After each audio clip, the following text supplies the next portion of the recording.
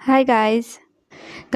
आज हम आपको जो स्टोरी सुनाने जा रहे हैं उसे हमें परवीन ने भेजा था। इन्होंने इस स्टोरी को नाम दिया है परवीन की दर्दनाक खतना पनिशमेंट स्टोरी। तो परवीन जी की स्टोरी स्टार्ट करने से पहले आप सब मेरे चैनल पर नए हैं तो चैनल को सब्सक्राइब कर लें और पास में लगे बेल आइकन को भी प्रेस कर दें ताकि हमारे हर नए वीडियो की नोटिफिकेशन आपको मिलती रहे। और गाइस, अगर आप सबके पास कोई स्टोरी है तो आप हमें ईमेल कर दें। और जिन लोगों ने मुझे इंस्टाग्राम पे स्टोरी सेंड की है वो प्लीज़ आई रिक्वेस्ट कि आप मुझे स्टोरी ईमेल कर दें। तो चलिए हम परवीन जी की स्टोरी स्टार्ट करते हैं।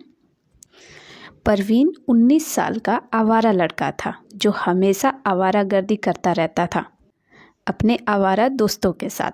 परवीन 14 साल की उम्र से अपनी भाभी और भैया के साथ रहने घर छोड़ के आया था। घर वालों ने सोचा था कि अच्छे से पढ़ाई करेगा, लेकिन हुआ उल्टा। कुछ आवारा दोस्त मिल गए और दिन पे दिन बदतमीज़ बन गया। परवीन के भाई काम के सिलसिले में दुबई रहते थे। 2 साल में एक बार घर आते थे। परवीन की भाभी बहुत कोशिश करती थी कि परवीन सुधर जाए। भाभी के गांव में एक महिला कम्युनिटी थी जिसमें हेड साहेब नाम की एक डेंजरस औरत थी। साहिबा एक स्कूल टीचर थी, बहुत लंबी चौड़ी, और वो बहुत ही खतरनाक पनिशमेंट देती थी। स्कूल में जो भी लड़के बदतमीजी करते थे सब लड़के उनको देखते ही अपनी पैंट में सूसू कर देते थे। परवीन की भाभी भी उस कम्युनिटी की मेंबर थी। फिर परवीन की भाभी ने अपनी इस प्रॉब्लम की बात उस कम्युनिटी में सबको बताई और भाभी ने सोच लिया था कि यही मौका है उसको सबक सिखाने का, यानी परवीन को सबक सिखाने का। परवीन की भाभी की पूरी बात सुनने के बाद सबने डिसाइड किया कि चलो आज ही उसको सुधारते हैं। फिर 20-25 औरत परवीन को ढूंढने लगी। तभी उन लोगों ने देखा कि परवीन अपने दोस्तों के साथ बैठा गांजा पी रहा था। उन लोगों ने परवीन को बुलाया तो परवीन उन लोगों को गाली देने लगा। इतने में खबर मिली तो साहिबा और बाकी की गैंग मेंबर भी आ गई वहाँ पे। परवीन और भी गाली देने लगा उनको देख के। अपनी भाभी को देखा और बोला, साली तू भी आ गई यहाँ पे। ये बात सुनते ही साहिबा को जोर का गुस्सा आया और साहिबा ने जाके परवीन का बाल पकड़ा और जोर का थप्पड़ मारा। परवीन जमीन पे गिर गया। साहिबा बहुत ताकतवर थी और परवीन दुबला पतला लड़का, ऊपर से नशा करता था तो वो गिर गया। फिर साहिबा ने बाल पकड़ के उसको उठाया और 2-3 थप्पड़ मारी और पेट में लात मारी। अब परवीन डर गया। वो बोलने लगा, साहिबा मैम प्लीज़ छोड़ दो, अब से कोई गलती नहीं करूँगा। ये बात सुन के सारी औरतें हंसने लगी। साहिबा बोली, आज के बाद तू गलती करने के लायक भी नहीं रहेगा। इतना बोलकर साहिबा ने फिर से एक थप्पड़ मारा। साहिबा की थप्पड़ खा के परवीन रोने लगा और सारी औरतें हंसने लगी ज़ोर ज़ोर से। फिर साहिबा बोली, इसको क्या सज़ा दी जाए। सारी औरतों ने पहले से ही सोच रखा था। फिर सबने मिलकर बोला, खतना। ये सुन के परवीन और रोने लगा और साहिबा की पैरों में गिर गया। माफ़ी मांगने लगा। बोला, साहिबा मैम ऐसा ना करो, प्लीज़ छोड़ दो, अब से कभी गलती नहीं करूँगा। ये सुन के सब ने फिर से ज़ोर ज़ोर से हंसना शुरू किया। साहिबा बोली, साला कुत्ता, सज़ा तो तुझे ज़रूर मिलेगी। उन लेडीज़ कम्युनिटी में एक औरत थी, संचिता।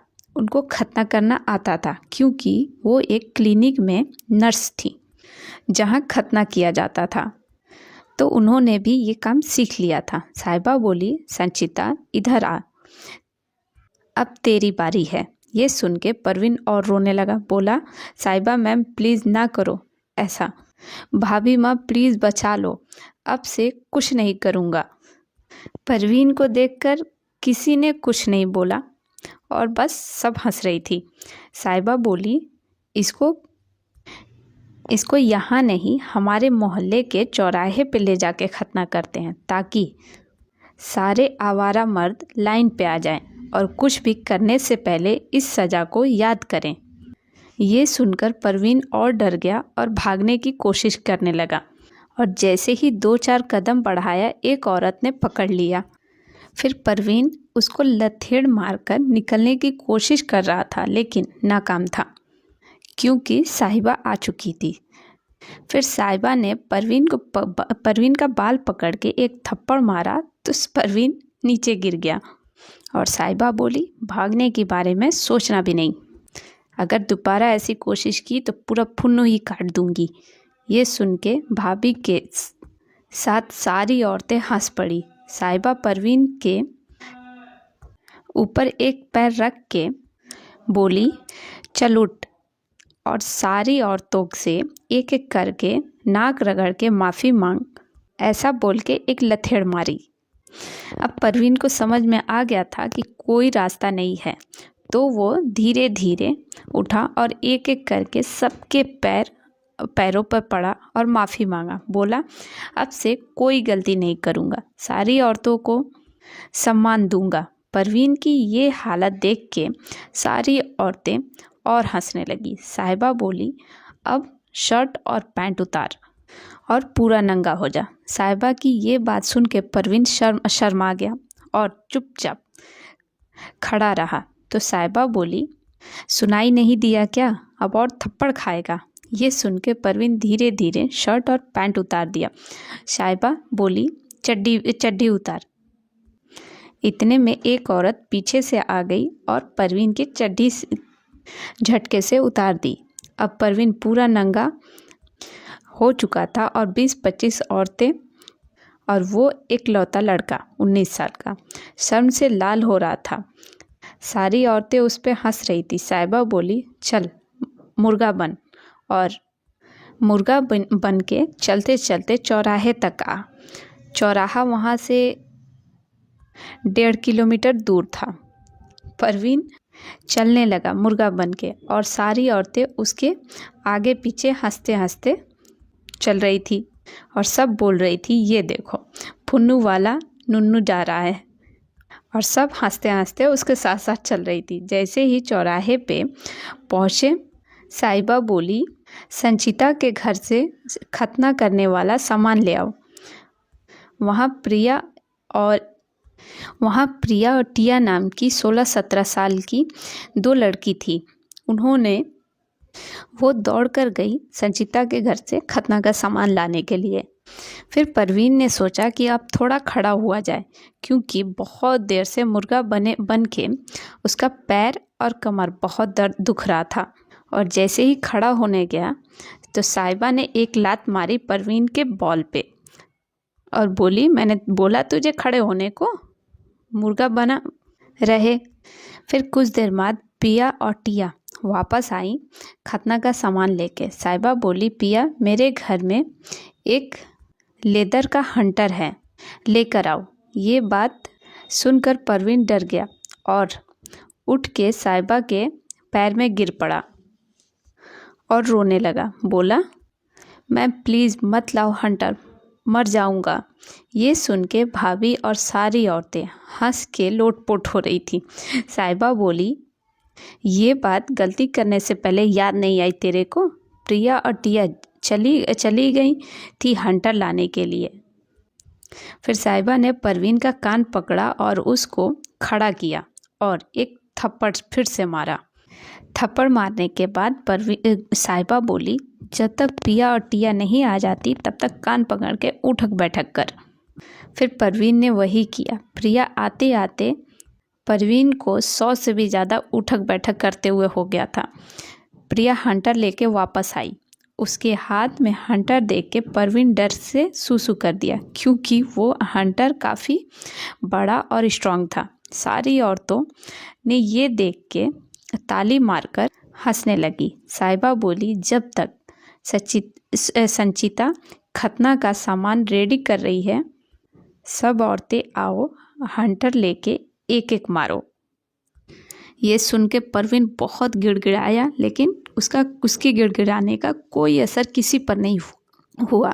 फिर साहिबा बोली, ज़्यादा मुँह चलाएगा तो खतना करके नुन्नू में मिर्ची लगा दूंगी। परवीन ये सुन के डर से चुप हो गया। साहिबा बोली, चल घुटने के बल हो जा और हंटर खा। परवीन घुटने के बल झुक गया और सब औरतों ने एक एक हंटर मार के परवीन का बैग बिल्कुल लाल कर दिया। आखिर में संचिता और साहिबा ने एक एक हंटर भी मारा और हंटर खाने के बाद परवीन उनके पैरों में गिर गया। साहिबा परवीन का बाल पकड़ के उठाई और दो औरतें बोली, हम रस्सी लेके आ रहे हैं।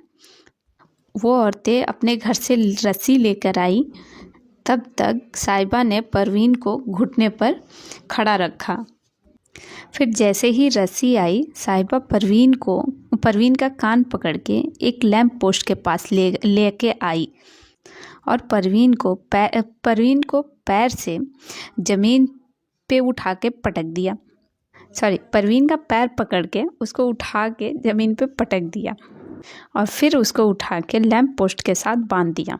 अब परवीन लैंप पोस्ट में नंगा बंधा हुआ था, जिसके हाथ ऊपर करके पीछे बांधा हुआ था और पैर ज़मीन से ऊपर पीछे करके बांधा हुआ था। ये हालत देख के भाभी को बहुत मज़ा आया और सारी औरतें हंसने लगी। परवीन का नुन्नू सामने लटक रहा था। फिर साहिबा बोली, चल संचिता इसका काम तमाम कर दे। संचिता और सारी औरतें हंसने लगी। संचिता परवीन के पास आई खतना का सारा सामान लेके। ये देख के परवीन रोने लगा, ज़ोर ज़ोर से और डर से सूसू कर दिया। सारी औरतें बहुत खुश थीं परवीन की हालत देखकर, क्योंकि पूरा गांव उससे परेशान था। संचिता परवीन के नुन्नू को पकड़ के खाल को आगे पीछे की तो खाल नहीं जा रही थी। संचिता ने एक क्रीम लगाया और खाल को पीछे कर दी और परवीन की लाल टोपी बाहर आ गई। संचिता ने अपनी एक नाखून परवीन के लाल टोपी पर घुसा दी और परवीन जोर से चिल्लाई।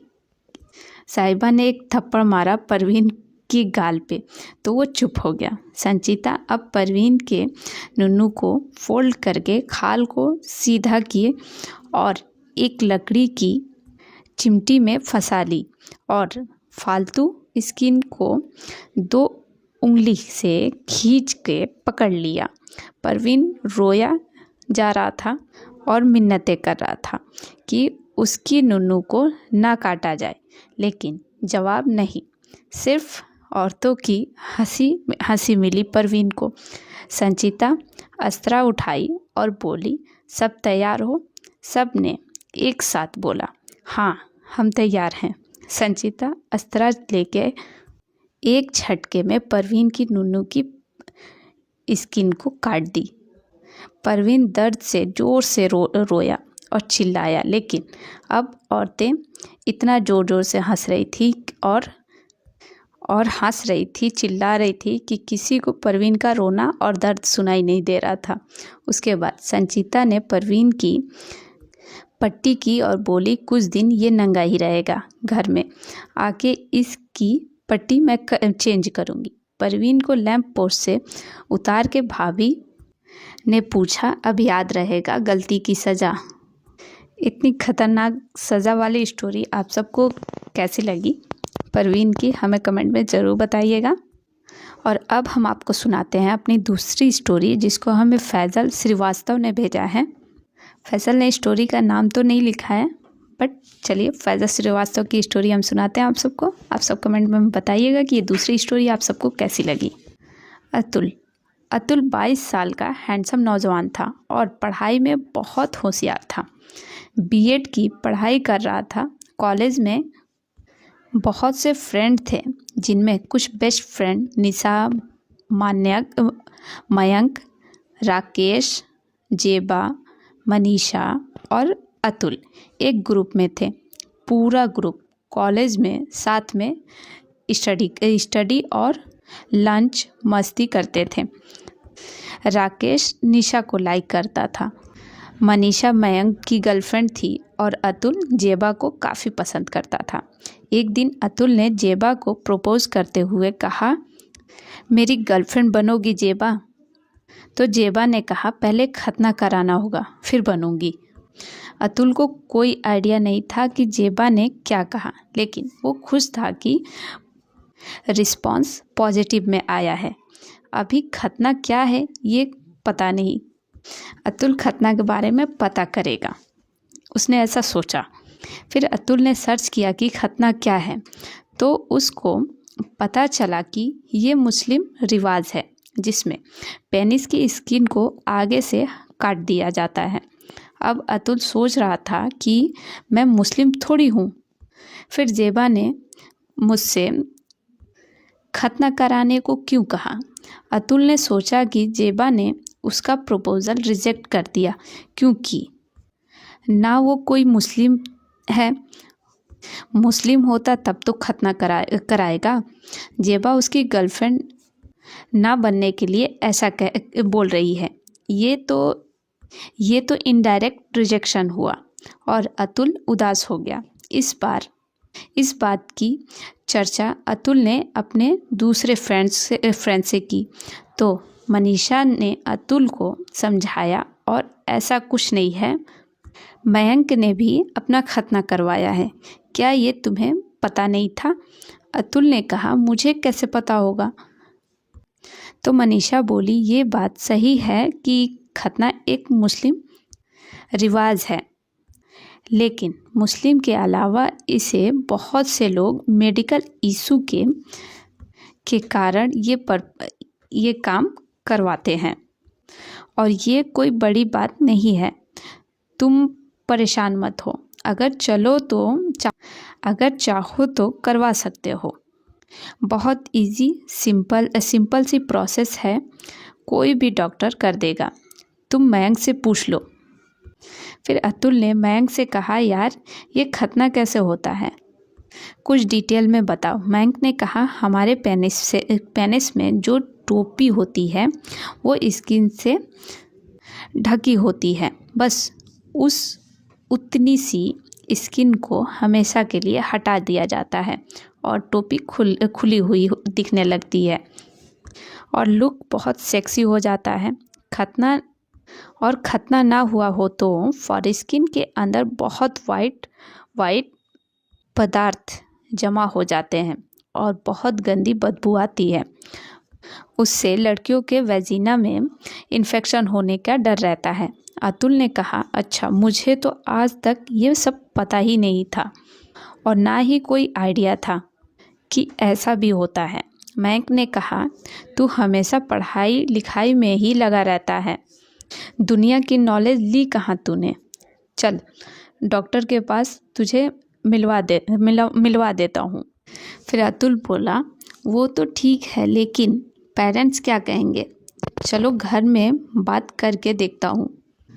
तब मयंक ने कहा, ये बहुत माइनर सा ऑपरेशन है, किसी से पूछने की कोई ज़रूरत नहीं होती है, लेकिन अगर तुम्हें पूछना ही है तो पूछ ले, लेकिन अगर उन्होंने मना कर दिया तो फिर तू क्या करेगा? अतुल बोला, करवाना तो मुझे 100% है ही जेबा के लिए। फिर घर पे अतुल ने पापा से पूछा, पापा ये खतना क्या होता है और मुसलमान इसे क्यों करवाते हैं? पापा ने कहा, ये मुसलमानों की एक पुरानी परंपरा है, वैसे ये एक मेडिकल प्रोसीजर है, लेकिन मुसलमान, यहूदी और क्रिश्चियन इसे प्रैक्टिस करते हैं। अतुल ने कहा, ये इससे कोई बेनिफिट है? तो अतुल के पापा ने कहा, हाँ काफ़ी बेनिफिट है, इन्फेक्शन नहीं होता है, फाइमोसिस नाम की बीमारी नहीं होती है और पेनिस से जुड़े हुए काफ़ी सारी प्रॉब्लम्स ख़त्म हो जाती है। अतुल ने कहा, ये तो काफ़ी अच्छी बात है, तो इसे हम लोग क्यों नहीं करवाते हैं? पापा ने कहा, रिलीजन बिलीफ से जुड़ा हुआ है नहीं है, इसलिए कोई गौर नहीं करता है, लेकिन जिसे करवाना होता है वो करवा लेता है। फिर अतुल ने कहा, पापा मैं करवाना चाहता हूँ। पापा बोले, गुड, तुम्हें करवाना है तो डॉक्टर वर्मा से कह देता हूँ, चले जाना, वहाँ करवा लेना, 20-25 मिनट लगेंगे बस। फिर अतुल और मैं डॉक्टर के पास गए, वहाँ खतना करवा कर घर आ गए और 3-4 दिन रेस्ट करने के बाद कॉलेज गया और रेड रोज़ देख के जेबा से आई लव यू कहा कि जो तुमने कहा वो मैंने कर लिया। जेबा शॉक्ड थी कि एक बार में बस ऐसे ही कह दिया और अतुल ने तो कंप्लीट भी कर दिया। इस बेहतर लड़के को कौन हो सकता है, इससे बेहतर लड़का मेरे लिए कौन हो सकता है। और जेबा ने रोज़ लेके प्रपोज़ल एक्सेप्ट कर लिया और जेबा और अतुल गले लग गए। अतुल ने कहा, जेबा आराम से, अभी टाँके सूखे नहीं हैं, अभी 10 दिन और लगेंगे। जेबा ने एक क्यूट सी स्माइल दी और जेबा और अतुल की लव लाइफ शुरू हो गई और पढ़ाई ख़त्म होने के बाद दोनों ने शादी कर ली। पढ़ाई ख़त्म होने के बाद दोनों ने शादी के लिए अपने अपने घर पे बात की। घर वाले तैयार थे, लेकिन जेबा के घर वाले निकाह करने को कह रहे थे और अतुल के घर वाले हिंदू रीति रिवाज से मामला यहाँ फंस रहा था।